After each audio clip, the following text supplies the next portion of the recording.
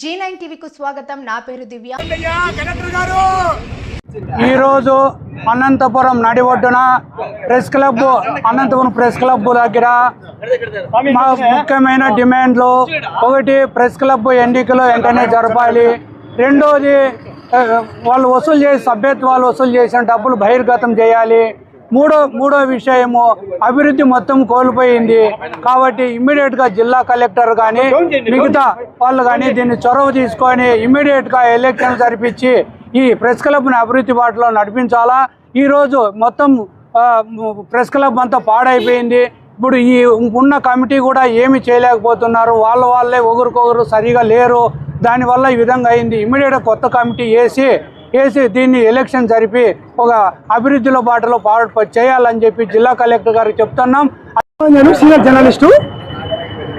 Press club ఎన్నికలు జరగక కొన్ని ఏళ్ళు అవుతుంది.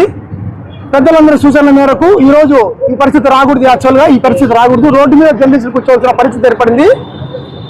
ప్రెస్ క్లబ్ ఈరోజు ఏ స్థాయిలో ఉందంటే కొన ఊపిరిలో ఉన్న ఒక శవంలా తయారైపోయింది. శవం అంటే నీళ్లు పోయడానికి కూడా ఎవరు లేరు. ఆ పరిస్థితి తయారైపోయింది. మా ప్రధాన డిమాండ్లు మూడే. ఈరోజు రిలే దీక్షలు పోవడానికి ప్రధాన డిమాండ్లు మూడే. తక్షణం ప్రెస్ క్లబ్కు ఎన్నికలు నిర్వహించాలి. తక్షణం ప్రెస్ క్లబ్కు ఎన్నికలు నిర్వహించాలి. రెండవది, దాదాపుగా 315 మందితో ఒక్కొక్కరితో 500 రూపాయల చొప్పున 2 లక్షల వరకు వసూలు చేశారు.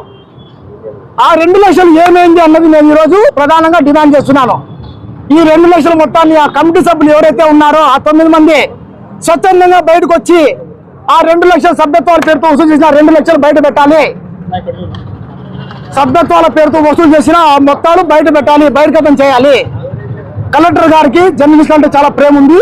ఆయన 6 నెలల కిందటే స్వచ్ఛందంగా మీరే ఒక కమిటీ ఏర్పాటు చేసుకోండి, ఎన్నికలు నిర్వహించుకోండి అని చెప్పి ఆయన స్వచ్ఛందంగా చెప్పారు. అందుకు DCMS అధికారులు కూడా స్పందించారు.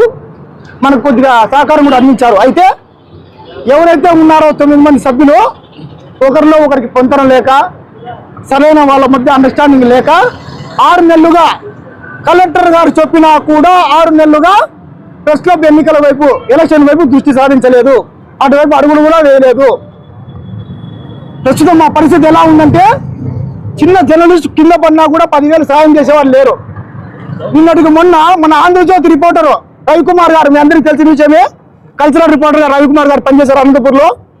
ఆయన చనిపోతే ఇంత పెద్ద ప్రెస్ క్లబ్ తరఫున 20,000 ఇస్తామని చెప్పిన ఆ మహానుభావులు అందరూ కూడా కమిటీ సభ్యులు ఒక్కరు కూడా కనపడడం లేదు.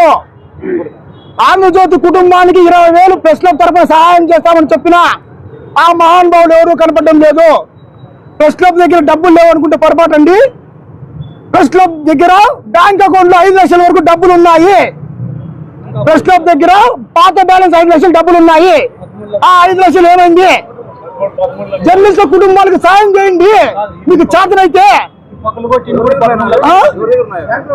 గత ఎవరైతే ఎనామస్ చదువుకున్నారో, గతంలో ఎవరైతే అధ్యక్షుడు ప్రధాన కార్యదర్శిగా ఎంపిక చేసుకున్నారో వాళ్ళ వద్ద డబ్బులు ఉన్నాయి. వాళ్ళ పేరు నాకు దయచేసి చెప్పదలుచుకోలేదు నేను. గత కమిటీ వాళ్ళ దగ్గర 5 లక్షలు డబ్బులు ప్రెస్ లో డబ్బులు ఉన్నాయి. ఆ డబ్బులు సాయం చేయండి. జర్నలిస్టుల కుటుంబాలు, చనిపోయిన కుటుంబాలకు సాయం చేయండి. ప్రధాన డిమాండ్ ఒకటేనండి. మా ప్రధాన డిమాండ్ ప్రెస్ క్లబ్ ఎన్నికలు తక్షణం నిర్వహించాలి. రెండో డిమాండ్ వచ్చి సభ్యత్వాల పేరుతో వసూలు చేసిన డబ్బులు తక్షణం బహిర్గతం చేయాలి. మూడో డిమాండ్ ప్రెస్ క్లబ్ ఎన్నికలు పారదర్శకంగా జరిగేలా కలెక్టర్ గారు చొరవ చూపాలి. ఇవే మా ప్రధాన డిమాండ్లు. అనంతపురం ప్రెస్ క్లబ్ ఎలక్షన్లు వెంటనే జరగాలి. ఇక్కడ యూనియన్లతోనూ వేటితోనూ ఎవరికి సంబంధం లేదు. ఎవరి యూనియన్లు గొడవలు వారివి. మాకి ప్రెస్ క్లబ్ ఎలక్షన్లు కావాలి, వెంటనే కావాలి. దానికోసం ఎంత దూరమైనా ఎక్కడికైనా వెళ్ళడానికి మేము సిద్ధంగా ఉన్నాం.